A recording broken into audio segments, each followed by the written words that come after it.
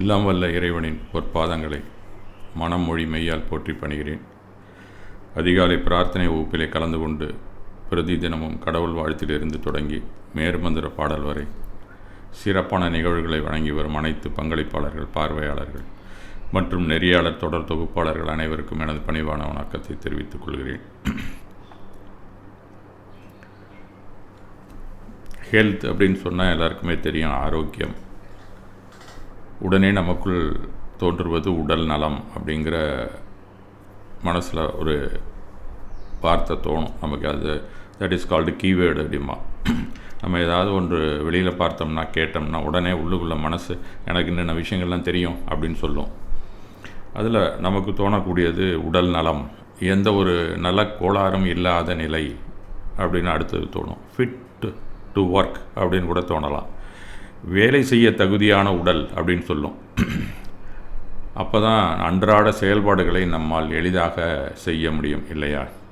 அதனால் அப்படி இல்லை அப்படின்னு சொன்னால் நம்ம சோர்வாக உட்கார்ந்து விடுவோம். அப்படிங்கிறது நடைமுறையில் எல்லாருக்குமே தெரிந்த விஷயந்தான். நமக்கான கடமைகள் பல உள்ளன, சாதிக்க வேண்டியவையும் உள்ளது. திடீரென நம்மை எதிர்கொள்ளும் சவால்களும் அவ்வப்போது வந்து தான் சென்று கொண்டிருக்கின்றன. கடமைகள் என்றால் அந்தந்த பருவத்திற்கானவை அப்படிங்கிறதும் இருக்கிறது. படிக்கிறது எடுத்துக்கிட்டோம்னா அந்த வயசில் நமக்கு படிச்சுட்டா வேலைக்கு போய் குடும்பத்தை காப்பாற்றுறது, அது அடுத்த ஸ்டேஜ். தாய் தந்தை பேணுவது, அப்படியா இந்த மாதிரி தொடர்ந்து நமக்கு கடமைகள் இருந்து கொண்டே இருக்கின்றன. சாதிப்பது அப்படின்னு சொன்னால் நமக்கு விரும்பிய துறையிலே வெற்றி பெறுவது, சாதிப்பது, சாதனை புரிவது. ஒரு ஆஃபீஸில் இருக்க நம்ம அதில் ப்ரொமோஷனில் போகிறது, மேலே மேலே நம்மளுடைய மதிப்பை கூட்டிக் கொண்டே செல்வது. அடுத்தது சவால்கள். திடீர்னு பொருளாதார பற்றாக்குறை வரும், அதை நாம் எதிர்கொள்ள வேண்டும். இயற்கை சீற்றத்தினால் இப்போ ஏதாவது ஒரு புயல், மழை, அது இல்லாமல் சுனாமி, இப்போ இந்த கொரோனா, இந்த மாதிரி ஏதாவது ஒரு இயற்கை சீற்றத்தில் வரும் தாக்குதல், கொள்ளை நோய் தாக்குதல் போன்றவை வரவே செய்ய, அதையும் நாம் எதிர்கொள்ள வேண்டும். இவை எல்லாவற்றையும் எதிர்கொள்ள நமக்கு தேவையானது ஆரோக்கியம், மிக மிக அவசியம். ஹெல்த் இஸ் மஸ்ட் அப்படின்னு சொல்லுவான். அது ஹெல்த் இஸ் வெல்த் அப்படின்னு சில பேர் சொல்கிறாங்க. ஆக நமக்கு ஹெல்த் இல்லைன்னா ரொம்ப கஷ்டம். அது மிக மிக அவசியமானது. பழைய காலத்தில் கூட எல்லோரும் என்ன சொல்லுவாங்கன்னா 100 ஆண்டு காலம் வாழ்க அப்படின்னு தான் சொல்கிறாங்க. பாட்டு கூட இருக்குது, நோய் நொடி இல்லாமல் வளர்க அப்படின்னு பழைய காலத்துலேருந்து ஒரு பாட்டு கூட இருக்குது. ஆரோக்கிய வாழ்வினை காப்பது லைபாயின்னு கூட முன்னாடியெல்லாம் ஒரு அட்வர்டைஸ்மெண்ட் வரும். சோப்பு விளம்பரத்தில் கூட ஆரோக்கியத்தை முக்கியத்துவமாக காட்டுவார்கள். திருக்குறளில் மருந்து என்ற அதிகாரத்திலே ஆரோக்கியம் பற்றிய பாடல் உள்ளது. மருந்தென வேண்டாவாம் யாக்கை அருந்தியது அற்றது போற்றி உணின் அப்படின்னு ஒரு பாடல் இருக்கிறது. ஆரோக்கியம் இல்லை என்றால் சோர்வு கவ்விக்கொள்ளும் அப்படிங்கிறது தான் முக்கியமான விஷயம். இயலாமை அதிகமாக தென்படும் நம்மள்கிட்ட. போர்டம் சொல்லணும்னா அந்த மாதிரி நாம் எப்பயுமே இருப்போம். எதுலேயும் ஆர்வம் இருக்காது, செய்கிற வேலையிலையும் வளர்ச்சி இருக்காது, சற்று நிலை தடுமாற்றம் கூட இருக்கும், தலை சுற்றல், தள்ளாட்டம் இதெல்லாம் இருக்கும். இதெல்லாம் வயசானால் அதிகமாக தெரியும். மேலும் ஸ்பான்டேனியஸாக பேச்சு வராது, கலை சொற்கள் எடுத்தாள முடியாது. இப்போ இதெல்லாம் இப்போ ஏஜ் ஆகிடுச்சுன்னா இப்போ எனக்கு கூட இருக்குது. சில நேரத்தில் மறதி நோய் வந்து தற்காலிகமாக கல்விக்கொள்ளும். கொஞ்சம் கிட்டினஸாக இருந்துச்சுன்னா கிடுகிடுன்னு பேச முடியாது அன்றைக்கி. இப்போ எனக்கே மறதி நோய் உள்ளது அப்படின்னு சொன்னால் என்னை விட கூடுதலான வயசானவங்களுக்கு இன்னும் கொஞ்சம் அதிகமாக அது இருக்கிறதுக்கு வாய்ப்பு இருக்குது. அந்தந்த தருணத்திலே அதற்குரிய வார்த்தை வெளியே வராது அப்படிங்கிறது தான் நமக்கு ஒரு பேச்சாளருக்கு கஷ்டமான விஷயம். ஆர்வம் இருந்தாலும் செய்ய இயலாது. இப்படிப்பட்ட ஒரு நிலை அவங்கவுங்க ப்ரொஃபஷனல்லையும் வரதான் செய்யும்.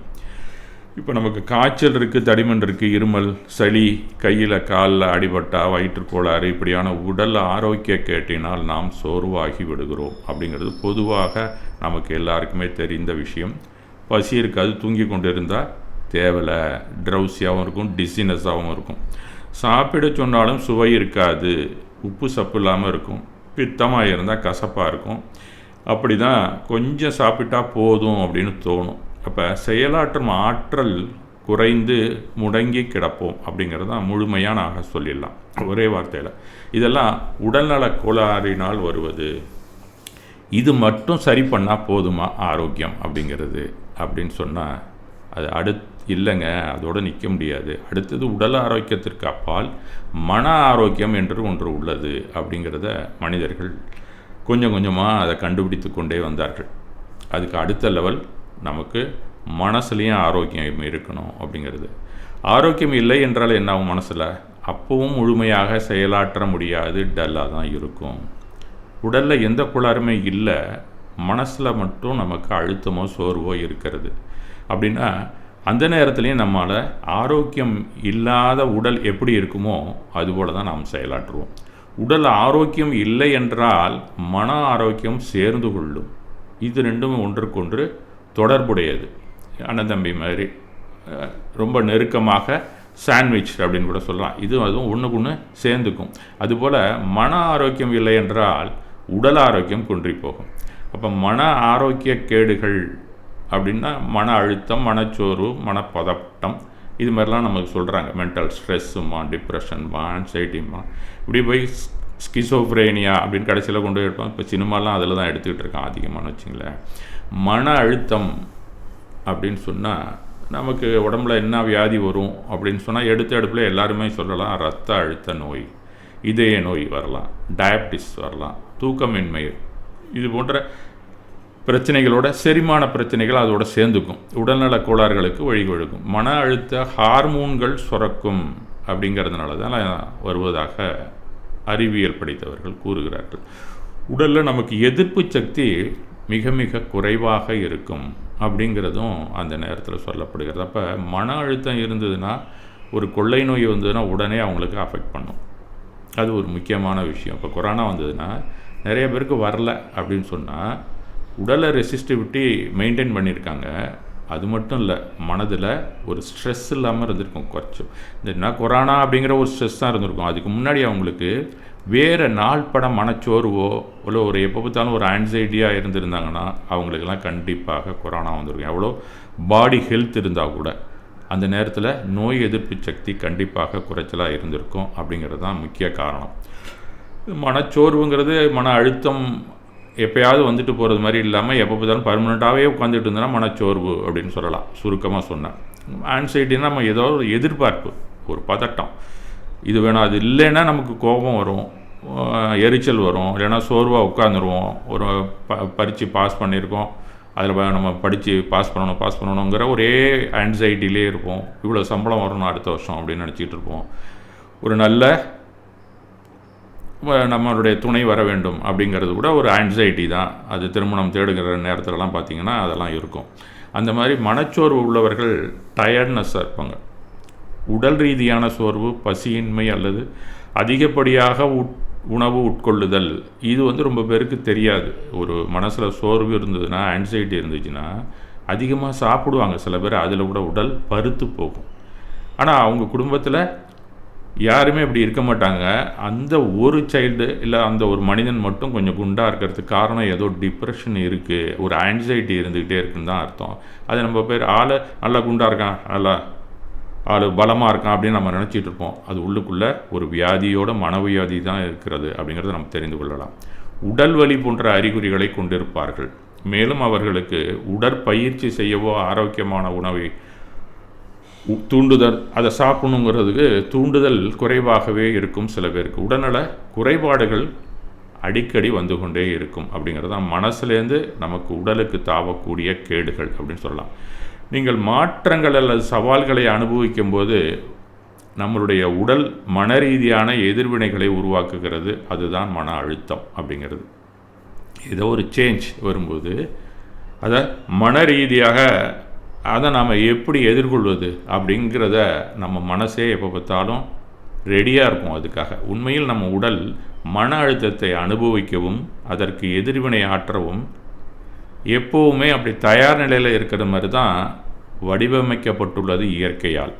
உதாரணமாக முக்கியமான சோதனை வரவிருந்தால் மன அழுத்த எதிர்வினை நம்முடைய உடல் கடினமாக உழைக்கவும் நீண்ட நேரம் விழித்திருக்கவும் உதவும். இப்போ நம்ம குழந்தைக்கு உடல்நலம் இல்லை அப்படின்னா நாம் என்ன செய்வோம்? டெய்லி நம்ம நைட்டு தூங்கிடுவோம். ஆனால் குழந்தைக்கு உடம்பு சரியில்லைன்னா இரவில் அழுதா நாம் விழித்து கொண்டு தான் இருப்போம் இல்லையா? அப்போ மட்டும் எப்படி நம்மளால் விழிச்சிட்டு இருக்க முடியுது? கொஞ்ச நேரம் கூட தூங்க முடியாது. நாம் எவ்வளவு அன்பாக வளைத்த ஒரு குழந்தைக்கு அப்படி இருந்ததுன்னா, ஒரு நடு இரவில் ரயில் பயணம் செய்யும்போது நம்மளுடைய உடைமைகள்லாம் கவனமாக பார்த்தோம். முன்னாடியெல்லாம் அப்படி தான் இருந்தது. ஏன்னா ஜென்ரல் கம்பார்ட்மெண்ட்டு தான் அதிகமாக இருக்கும். ரிசர்வேஷன்லாம் ரொம்ப குறைச்சா அப்படியே இருந்தாலும் காசு கிடையாது நிறைய பேர்கிட்ட. இப்போ ஜென்ரல் கம்பார்ட்மெண்ட்டில் நீங்கள் போனீங்கன்னா நம்மளுடைய பையெல்லாம், அதுவும் நார்த் இந்தியா போனீங்கன்னா தட்டிட்டு போயிடுவான். ரொம்ப கவனமாக போனால் அப்போ நைட்லேயும் தூங்கவே முடியாது. அதுக்கெல்லாம் உடல் ஒத்துழைக்கும். அது ஏன்னா மன அழுத்த காலம் அது. அப்போ அந்த நேரத்தில் மனசு என்ன பண்ணும், உடம்பை தூங்க விடாது. அந்த மாதிரி ஏதாவது ஒரு சவால் இருந்ததுன்னா, ஒரு நம்ம அபாயத்தை சந்திக்கிறோம் என்றால், எச்சரிக்கையோடு இருக்கிறோம் என்றால், அப்போதெல்லாம் நமக்கு மன அழுத்தம் இருக்கும். வீட்டுக்குள்ளே பாம்பு வந்துடுச்சுன்னு சொன்னால் நாம் என்ன செய்வோம், அது பிடிக்க முடியல, அது எங்கேயோ போய் ஓடி போயிடுச்சுன்னு வச்சுங்க. அப்போ நம்ம போராடி பார்ப்போம். முடியலைன்னா நைட்டு பூரா தூங்காமல் தான் இருப்போம், எந்த நேரத்தில் வந்து தொலைமோ அதுன்னு. இது மாதிரி மன அழுத்த நேரம் வந்தால் நாம் தூக்கம் கூட கெட்டு போகும், பசி கூட இருக்காது அந்த நேரத்தில். அது மட்டும் இல்லை, நாமெல்லாம் இங்கே நல்லா சந்தோஷமாக இருக்கிறோம். பாகிஸ்தான் சீடாம் பார்டரில் இருக்கிறாங்க, யுத்த காலங்கள்லாம் அவங்கெல்லாம் மன அழுத்தம் அதிகமாகத்தான் தொடர்ந்து இருக்கும். இப்போ அங்கே போய் ஹாஸ்பிட்டல் பார்த்திங்கன்னா அந்த நேரத்தில் அதிகமான பேஷண்ட்ஸ் வருவாங்க அப்படிங்கிறது ஸ்டாட்டிஸ்டிக்ஸ் சொல்லுது.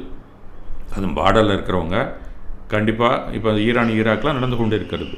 அந்த மாதிரி இருக்கக்கூடிய ஒரு இப்போ எங்கள் ரிலேட்டிவ், உங்கள் ரிலேட்டிவ் கட்டாரில் இருக்காங்கன்னு வச்சுங்க, கண்டிப்பாக நமக்கெல்லாம் ஒரு மனசுக்குள்ளே தாக்கம் வராக, என்னடா அது அங்கே போய் சண்டை கிடையாது. Border, Qatar is a border, Iran கிட்டக்க இருக்குது. அப்போ அந்த ஈராக் தாக்குதலில் அவங்களுக்கு எதாவது ஆகிடுமோ அப்படின்னு நாம் உள்ளுக்குள்ளே பயப்பட தான் செய்வோம். அதெல்லாமே நமக்கே மன அழுத்தத்தை ஏற்படுத்தக்கூடிய, அப்போ அங்கே இருக்கிறவங்களுக்கு எவ்வளோ மன அழுத்தம் இருக்கும் அப்படின்னு நம்ம பார்க்க வேண்டும்.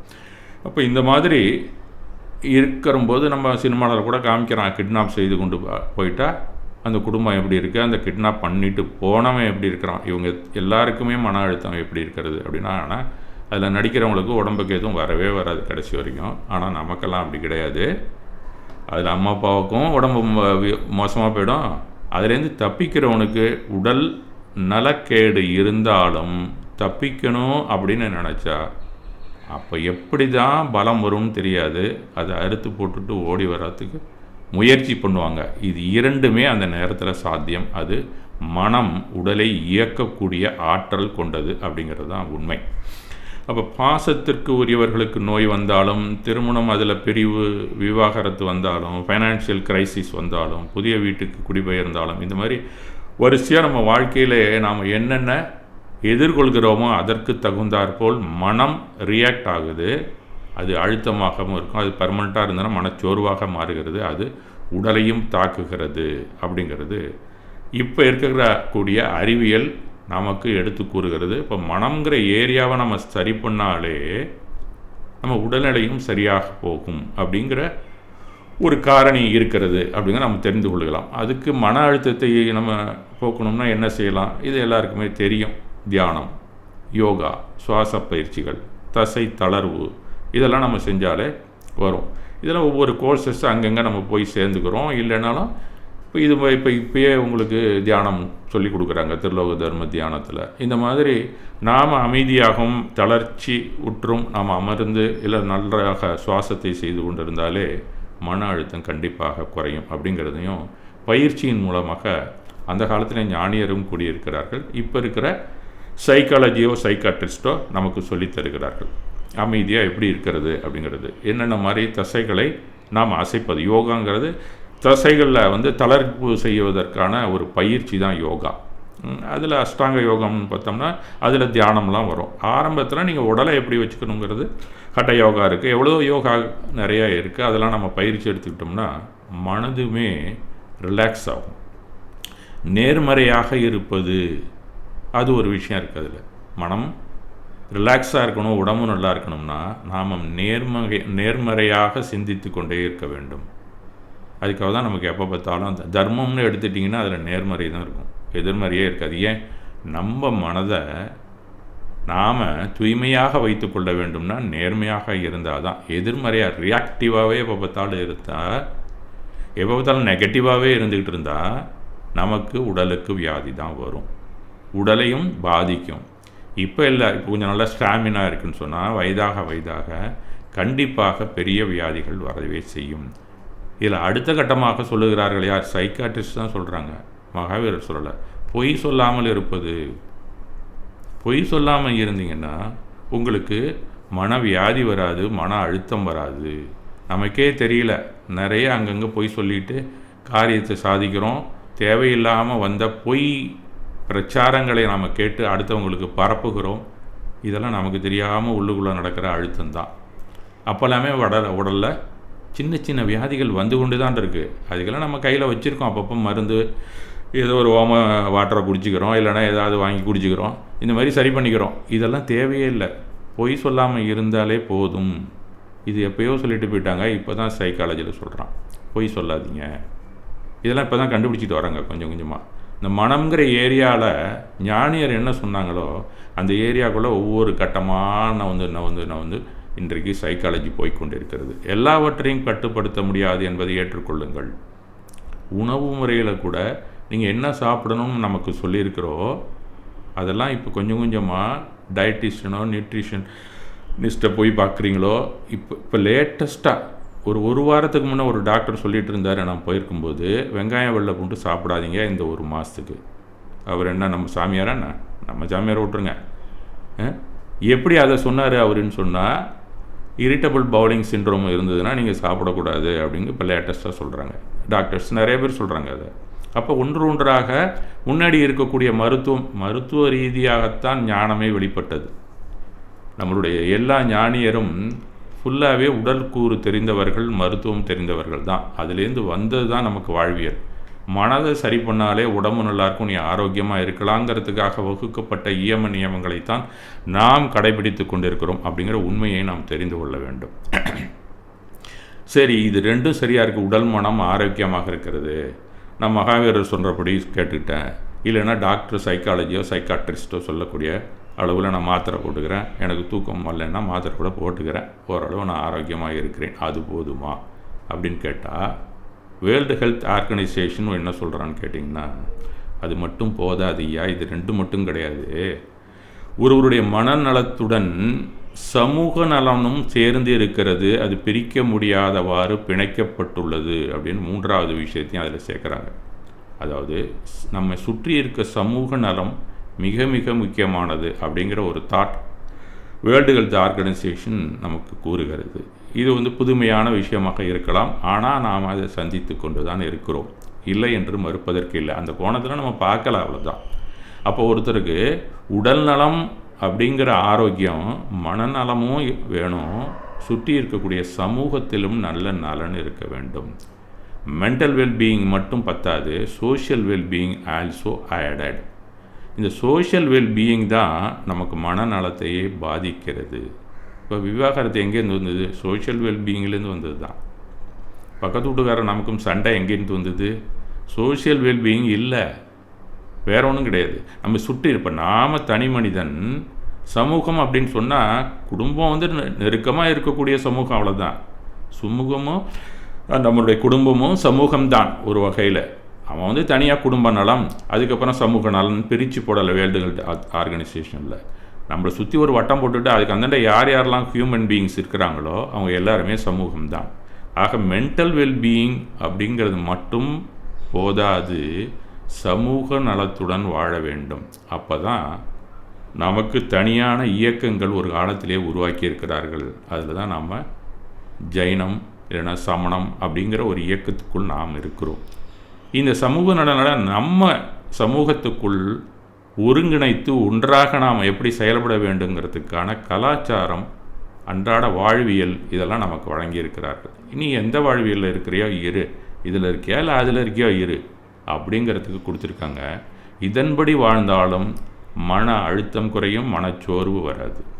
அப்போ இதில் என்ன கலாச்சாரம் சொல்லியிருக்கு? ஒருவனுக்கு ஒருத்தின்னு வாழணுமா, இல்லை அன்றாட காலையில் என்ன நடவடிக்கைகள், நமக்குள்ள ஒரு ஒற்றுமையான ஒரு செயல்பாடை கொடுத்து நமக்குள்ள ஒற்றுமையை கொண்டு வருகிறார்கள்.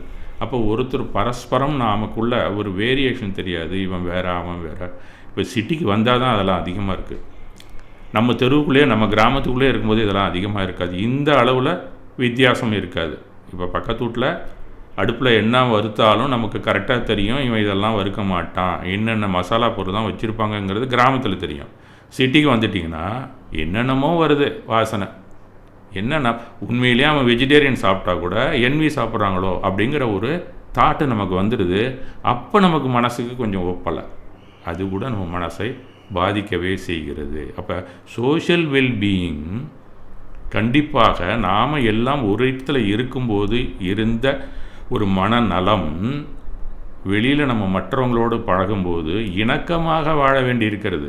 போன வாரம் கூட அதை பற்றி தான் நம்ம பேசணும்.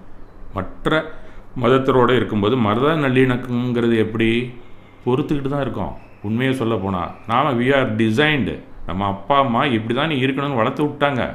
ஏதோ காசு பணத்துக்காக யாரையா கல்யாணம் பண்ணிக்கிறோம், அது ரொம்ப கஷ்டம் அவங்களுக்கெல்லாம்.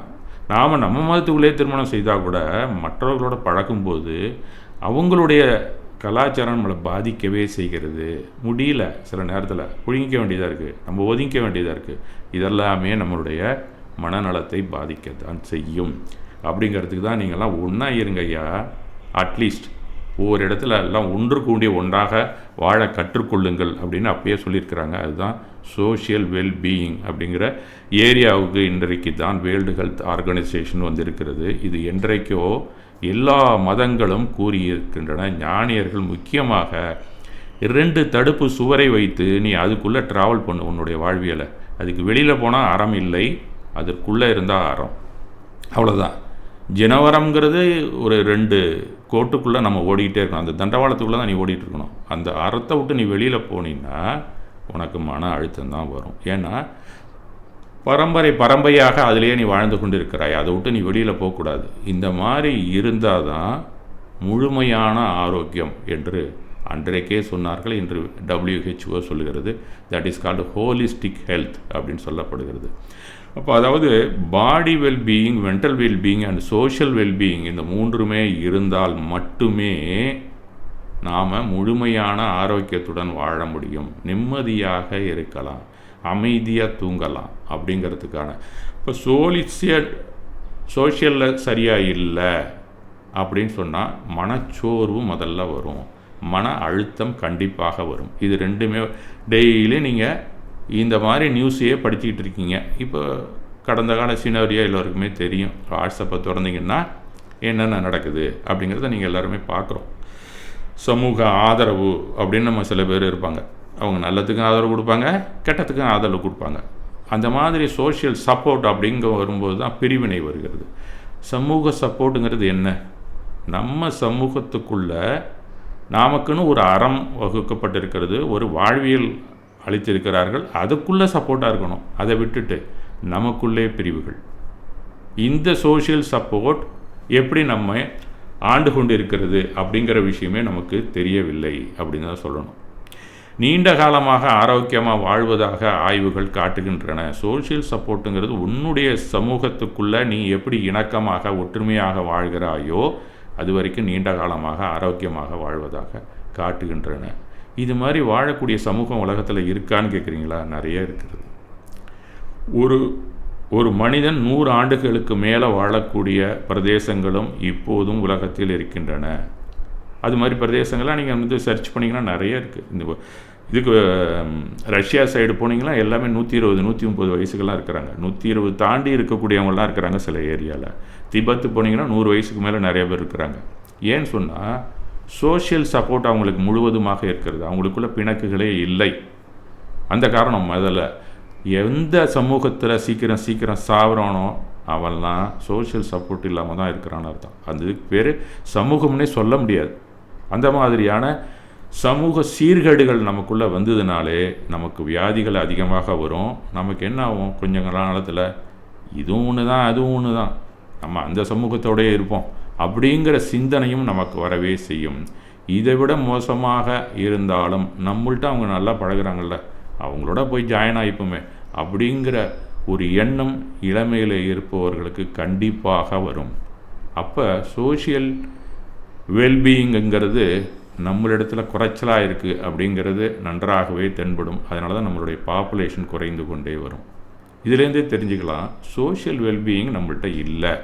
இதற்கு காரணிகள் என்ன அப்படின்னு ஆராய்ச்சி பண்ணால் நிறைய சொல்லிகிட்டே வரலாம். இதை நம்ம பேசினா இன்றைக்கு இருக்கக்கூடிய சூழ்நிலையும் நம்ம சேர்த்து சொல்கிறது மாதிரி ஆகிடும். அதுக்காக நான் பேசுகிறது மாதிரி கூட இருக்கலாம். ஆனால் இது என்றைக்கோ வேர்ல்டு ஹெல்த் ஆர்கனைசேஷனில் சொல்லியிருக்கான். அதெல்லாம் அதில் இருக்கிற காரணிலாம் நான் படிக்கலை, உங்கள்கிட்ட சொல்ல விரும்பலை. இது எல்லாமே இன்றைக்கு நமக்குள் நம் சமூகத்திற்குள் நடந்து கொண்டு இருக்கக்கூடிய சீர்கேடுகள். இன்னும் சொல்லப்போனால் வாட்ஸ்அப்பை நம்ம உபயோகிக்காமல் இருந்தால் கூட நாமெல்லாம் ஒற்றுமையாக இருப்போம் அப்படிங்கிறது என்னுடைய தனிப்பட்ட கருத்து. அந்த மாதிரி ஆகிப்போச்சு. ஏன்னா ஒரு சாரார் அப்படி இருக்காங்க, ஒரு யாருமே எதிர்பார்க்காத அளவுக்கு மேலானவர்கள் நினைத்து கொண்டிருக்கவங்களாம் ரொம்ப கீழான நிலையிலே நடந்து கொண்டிருக்கிறார்கள். அவர்கள்லாம் நமக்கு உறவினர்கள், நண்பர்கள் அப்படின்னு தான் இருக்கிறார்கள். நாம் அவங்கள விட்டு வெளியிலையும் போக முடியல. அந்த மாதிரியான ஒரு சூழ்நிலையை இன்று உருவாக்கி இருக்கிறார்கள். இதெல்லாமே மன அழுத்தம் நமக்கு வரும்.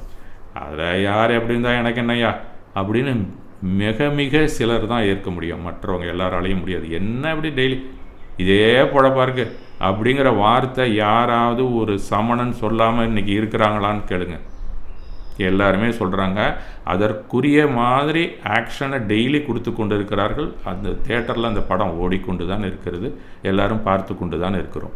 இந்த நிலை மாற வேண்டும் அப்படின்னு நாமளும் அன்றன்றைக்கு நினைத்து கொண்டு தான் இருக்கிறோம். அதுவும் சமூக நலன் அப்படின்னு சொல்லி உண்மையிலே யாருக்கு இருக்கிறோ அவங்களுக்கெல்லாம் கண்டிப்பாக மனசில் இந்த அழுத்தம் இருந்து கொண்டு தான் இருக்கும். அதனால் சில உடல்ல வியாதிகளும் வந்து கொண்டு தான் இருக்கும். அதில் ஒன்றும் எந்தவித ஐயமும் இருப்பதற்கு வாய்ப்பே இல்லை. ஆக நாமெல்லாம் ஒற்றுமையாக இருக்கணுங்கிறது தான் வேர்ல்டு ஹெல்த் ஆர்கனைசேஷன் சொல்லுகிறது. ஒற்றுமைக்கான வழி என்ன அப்படிங்கிறதையும் நாம் தெரிந்து கொள்ள வேண்டும். அப்போ ஹோலிஸ்டிக் ஹெல்த் அப்படின்னு சொல்லக்கூடிய உடல், மனம், சமூகம், இந்த மூன்றிலுமே நல்ல ஒரு நிலையிலே நாம் வாழ கற்றுக்கொள்ள வேண்டும் என்றால் மிக மிக நாம் ஒற்றுமையாக வாழ வேண்டும்ங்கிறது மிக மிக முக்கியமான ஒரு காரணி. குடும்ப பிரச்சனை மற்றும் சமூக பிரச்சனை கண்டிப்பாக ஒரு தனி மனிதனை பாதிக்கவே செய்யும். அதனால தான் தனி மனித ஒழுக்கத்தை ஞானியர்கள் வழங்கியுள்ளார்கள். அதன் வழியிலே போனால் ஒழிய நாம் இந்த 2 வழி தாக்கத்திலிருந்தும் தப்பிக்கவே முடியாது. நாம் நம்மளுடைய பகவான் என்ன சொன்னாரோ அதன் வழி வாழ்ந்தீங்கன்னா இப்போ நடக்கிறதெல்லாம் நடக்கவே நடக்காது. ஆமாம், அப்போ அதை படித்தாலும் அதன் விட நடக்கலை அப்படிங்கிறது தான் உண்மை. அதனால தான் பல பிரச்சனைகள் நமக்கு இருக்குது. தனி மனித ஒழுக்கத்தில் நாம் இருந்தால் சமூக ஒழுக்கம் தானாகவே வரப்போகுது. தனி மனிதன் சேர்ந்தால் தானே சமூகம். அப்போ நம்மள்ட்ட தனி மனித ஒழுக்கத்தை கொண்டு வரத்துக்கு பல இயக்கங்கள், இப்போ நம்ம திருலோக தர்ம தியானம் இருக்குது, வேறு பல அநேகாந்த பாடசாலை, இந்த மாதிரிலாம் நிறைய விஷயங்கள் வச்சுருக்கிறோம். அப்படி இருந்தும் எப்படி இந்த பேரிட்டி வருது? எப்படி அப்படின்னா ஜின தர்மங்கிறது அந்த நேரத்தில் பேசக்கூடிய ஒரு ஒழுக்கமாக நாம் வைத்து கொண்டு இருக்கிறோம் அப்படிங்கிறது தானே உண்மை. அதுக்கப்புறம் நாம் எப்பயும் போல் எண்ணமாக இருக்கணுமோ ஒரு காட்டு மிராண்டித்தனமாக வாழ்கிறோம் அப்படின்னு சொல்லக்கூடிய அளவில் தான் இருக்கிறோம். ஆக இன்ற எல்லா நேரத்திலும் ஜன தர்மத்தை நம்ம ஃபாலோ பண்ணோம்னா அப்போ தனி மனித ஒழுக்கத்தை நாம் கடைபிடிக்கிறோம் அப்படின்னு தான் அர்த்தம். ஏதோ ஒரு 10 நிமிஷமோ 1/4 மணி நேரமோ நான் எனக்குன்னு வர்ற அந்த திருலோக தர்ம தியானத்தில் நான் ஸ்பீச் கொடுக்குறேன். இந்த நேரத்தில் மட்டும் அந்த தர்மத்தில் இருக்கிறது தர்மம்னு அந்த வார்த்தையை பேச வேண்டியது, இதுலேயும் அடிக்கும்போது டைப் அடிக்க வேண்டியது. அதுக்கப்புறம் கீழே இருக்கிற வார்த்தை சம்பந்தமே இல்லை. ஜன தர்மத்தை நீங்கள் கடைபிடிக்கத்தான் நான் இப்படி செய்கிறேன் அப்படின்னு மேலே எழுதிட்டு கீழே படித்து பார்த்தீங்கன்னா அவ்வளோ திமிரான வசனங்கள் தான் இருக்குது. அதில் அடுத்தவங்களை தாக்கி எழுதக்கூடிய வசனங்கள் தான் இருக்கின்றன. இதெல்லாம் நம்ம இன்னும் சில பேருக்கு ஃபோன் பண்ணி கூட நான் சொன்னேன், இப்போல்லாம் எழுதாதீங்க, ஏங்க இப்படி செய்கிறீங்க அப்படின்னா நான் காதலே வாங்கிறதில்ல யாரும். இது நம்ம சமூக சீர்கேட்டுக்கு வழிவகுக்கக்கூடிய தனி கூட்டமாக அமைந்து விட்டது ஒரு கூட்டம். இதை நாமெல்லாம் சொந்தம்னு சொல்லிக்கிறதா, நட்புன்னு சொல்லிக்கிறதா, அவங்களோட பழகிறதா இல்லையாங்கிற ஒரு நிலைப்பாட்டுக்கு நம்ம வந்திருக்கோம். வந்தால் கூட பொய்யாக தாங்க சிரிப்போம். இங்கே இதில் எல்லாரும் ஏற்றுக்கொண்டு தான் ஆகணும். அப்போ அவங்களெல்லாம் நம்ம எய்த்தாப்பில் பார்த்தா பொய்யாக தான் சிரிப்போம். அவங்க நினச்சிட்டு இருப்பாங்க நம்ம மதிப்பு கொடுக்குறோன்னு. இதெல்லாம் அவங்களுக்கு தெரியாமையாக இருக்குது. இருந்தாலும் அதுக்கு மேலே ஏதோ ஒன்று இருக்கிறது. அது என்னன்னு அவங்க தான் பார்த்துக்கணும். இதெல்லாம் எப்போ தீரப்போகுது, நாமெல்லாம் எப்போ ஒன்றிணைய போகிறோம் அப்படிங்கிறது சின்ன வயசுலேருந்தே ஜன தர்மமோ இல்லை ஜனம் அப்படிங்கிற ஒரு ஜைனம் இல்லை ஒரு சமணம் அப்படிங்கிற சமூகத்தில் நாம் ஒன்றி இருக்கக்கூடியவர்களுக்கு மனப்புழுக்கத்தை ஏற்படுத்தவே செய்யும் அப்படிங்கிற அடிப்படையில் தான் நான் பேசுகிறேன். சில பேருக்கு அது இல்லாமல் கூட இருக்கலாம். நான் பாட்டுக்கு என் வேலையை பார்க்குறேன், எவன் எக்கேடு கட்டானாங்கிறது மிக மிக சிலராகத்தான் இருப்பாங்க. அதனால் உலக நாடுகள் எல்லாமே சண்டை போட்டு கொண்டே இருக்கின்றன. இப்போ நீங்கள் ஊடகத்தை திறந்தீங்கன்னா ஏகப்பட்ட நாடுகள் சண்டை போடுது. லேட்டஸ்ட்டாக ஈராக் வாரம் நடந்து கொண்டு தான் இருக்கிறது. சமாதானங்கிற பேச்சே வராதா அப்படிங்கிறது மாதிரி தான் இருக்குது. இது இப்போ பாருங்கள், இன்றைக்கி நம்ம வாட்ஸ்அப்லேயும் அதே தான் இருக்குது. உலக யுத்தமே வந்து விடுமோ என்ற அச்சம் இருக்குது. இப்போ நாமளும் என்ன சமணமே இல்லாமல் போயிடுமோ அப்படிங்கிறத ஒரு பயம் நமக்கு இருக்குது. அப்படி வந்தால் ஒவ்வொரு தனி மனிதருக்கும் எப்படி பாதிப்பை அளிக்கும்? உலக யுத்தம் வந்ததுன்னா ஒவ்வொருத்தருக்கும் என்ன பாதிப்பு இருக்கும்? அதே தான் நமக்கும் பொருந்தும் இன்னைக்கு. அதுபோல் எத்தனையோ விஷயங்கள் நம்மை உலுக்குகின்றன, எதுவுமே நல்லதாக படவில்லை. அது மாதிரி செய்தித்தாள்கள் நாம் பிரித்தாலும் செய்திகளை கேட்டாலும் ரொம்ப காலமாகவே நாம் பார்த்து கொண்டு வருகிறோம். இந்த நாடுகள் எல்லாம் ஏன் இப்படி சண்டை போட்டுக்கொண்டே இருக்கின்றன அப்படின்னு நாம் நினைக்கிறோம்ல. உலக நாடு யுத்தம் காமிக்கிறான், வீடியோவே காமிக்கிறான், ஒவ்வொரு நியூஸ் சேனலை பார்த்தா பார்க்குறோம். கொஞ்சம் ரெண்டு பேரும் பேசி சமாதானம் ஆகக்கூடாதா? இதெல்லாமே நம்ம மதத்துக்குள்ளேயும் இன்றைக்கி வந்துடுச்சு. அதனால் என்ன வந்துட போகுது இவங்களுக்கு அப்படின்னு கூட நம்ம நினைக்கிறோம். நாம் இங்கு செய்தியை பார்த்துட்டு நமக்குள்ளே என்ன பேசிக்கிறோம்.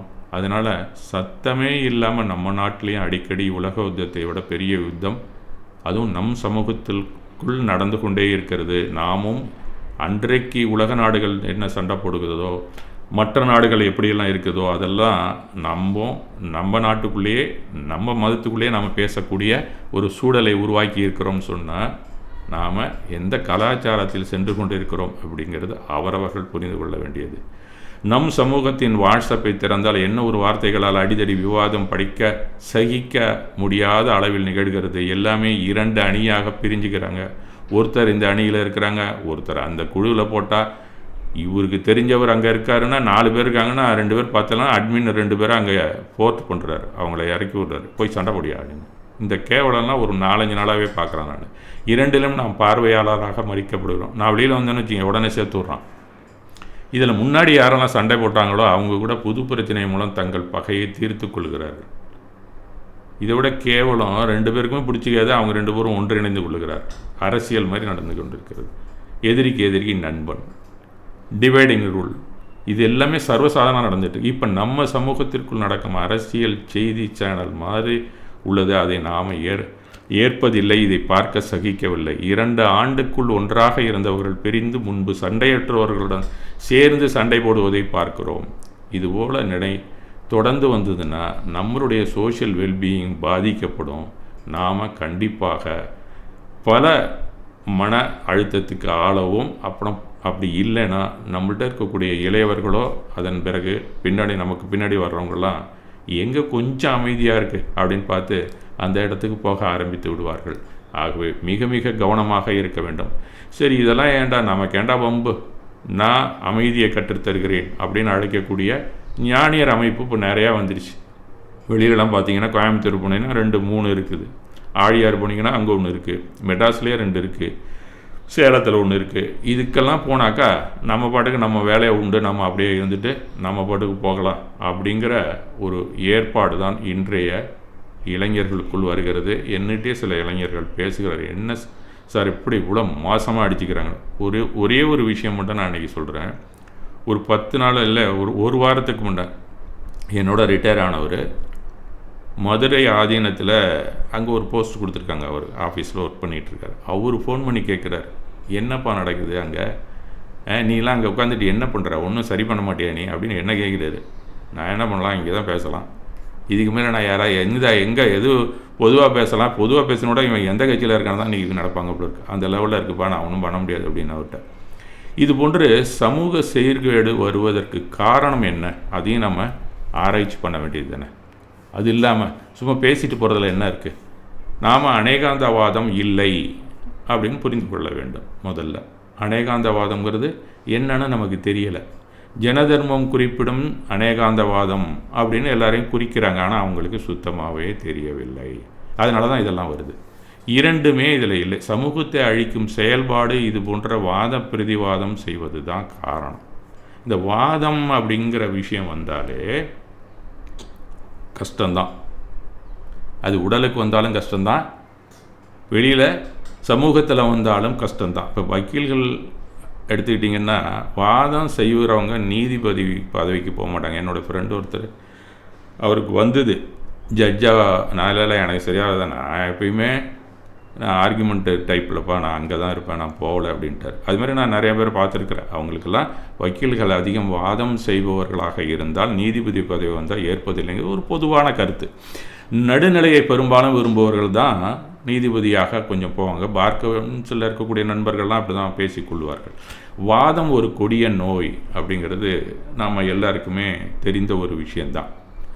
ஒன்றையும் செயல்பட விடாது. அதிலும் ஒரு பக்கவாதம், அந்த ஒரு பக்கவாதம் வந்துச்சுன்னா நம்ம போய் தான் ஆகணும். அந்த இப்போ நடக்கிறதும் ஒரு பக்கம் ஒரு வாதம் இருக்குது, இன்னொரு பக்கம் இன்னொரு வாதம் இருக்குது. அப்போ இதுவும் கிட்டத்தட்ட பக்கவாதம் தான். இது சரி செய்யணும்னா நம்ம மருத்துவர்கிட்ட தான் போகக்கூடிய நிலைமை அப்படின்னு சொன்னால், டாக்டர்கிட்ட போனால் ஒரு சம்பவம் நடந்த ஒரு சம்பவத்தை கூட எனக்கு என்னுடைய நண்பர் ஒருத்தர் சொல்லுவார். அவர் திருவாரூரில் ஒர்க் பண்ணும்போது அங்கே ஆசிரியராக இருந்தார். அவர் நல்லா வேடிக்கையாக பேசுவார். சமீபத்தில் கூட அதை சொன்னார்னு வச்சுங்களேன். ஒரு டாக்டர்கிட்ட வயசான வைத்தியன் போகிறான். ஒரு வயசானவரை அழைச்சிட்டு போகிறான், வைத்தியர்கிட்ட அழைச்சிட்டு போகிறான் வயசானவரை. அவங்க சன்னுங்க அழைச்சிட்டு போகிறாங்க. அவங்க போய் பார்த்து அவர்கிட்ட ரொம்ப உடம்பு முடியலை, இவரை காப்பாற்றுங்க அப்படின்னு சொல்லி கேட்குறாங்க. அவர் பார்த்துட்டு என்ன சொல்கிறாரு, அவர் ரொம்ப நாளைக்கு இருக்க மாட்டார்ப்பா, பேச்சு மூச்சு இல்லாமல் இருக்கிறாரு, இதுக்கு மேலே அவர் ரொம்ப நாளைக்கு இருப்பார்னு சொல்ல முடியாது அப்படின்னு. இல்லை, நீங்கள் ஏதாவது பண்ணி அவருக்கு சரி பண்ணி விட்ருங்க, அவர் எப்படியாவது கண் விழிக்க வைங்க அப்படின்னு கேட்குறான். வேறு ஒன்றும் இல்லை, உடனடியாக அவர் கையெழுத்தை வாங்கிட்டு அவர் அனுப்பி வச்சுடலான்னு நினைக்கிறானுங்க அவங்க, வேறு ஒன்றும் இல்லை.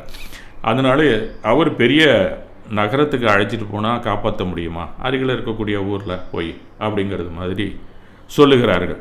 அவங்க ஒரு டாக்டர் என்ன சொல்கிறாரு, இல்லை நீ எங்கே அழைச்சிட்டு நீ இந்த இடத்த விட்டு போனினாலும் போகிற வழியிலே அவர் போய் சேர்ந்துடுவார்ப்பா. அதனால் நீ காரில் அழைச்சிட்டு போனாலும் அப்படி தான், ஆம்புலன்ஸில் அழைச்சிட்டு போனாலும் இந்த கேஸ் தான். அதனால் நீ எங்கேயும் அழைச்சிட்டு போக முடியாது. வீட்டில் அவருக்கு என்ன வேணும்னு கொடுக்கணும்னு நினைக்கிறியோ கொடு, இல்லை சாப்பிட்றது சாப்பிட்டோம், அவர் சந்தோஷமாக இருக்கிறப்பல சுற்றி இருக்கிறவங்களாம் பேசிகிட்டு இருங்கப்பா அப்படின்னு சொல்லி அவர் அனுப்பிட்டார். இவனை கேட்டு பார்த்தாலும் முடியலன்னா கிடக்கிறாரா இந்த இவர் என்ன சொல்கிறது அப்படின்னு சொல்லி இவன் வீட்டுக்கு வந்தான். நேராக ஒரு ஆம்புலன்ஸை பிடிச்சான், அவரை அழைச்சிட்டு போனான். போகிற வழியிலேயே போய் சேர்ந்துட்டார் அவங்க அப்பா. இவன் நினச்சதே நடக்கலை, டாக்டர் சொன்னது தான் நடந்தது.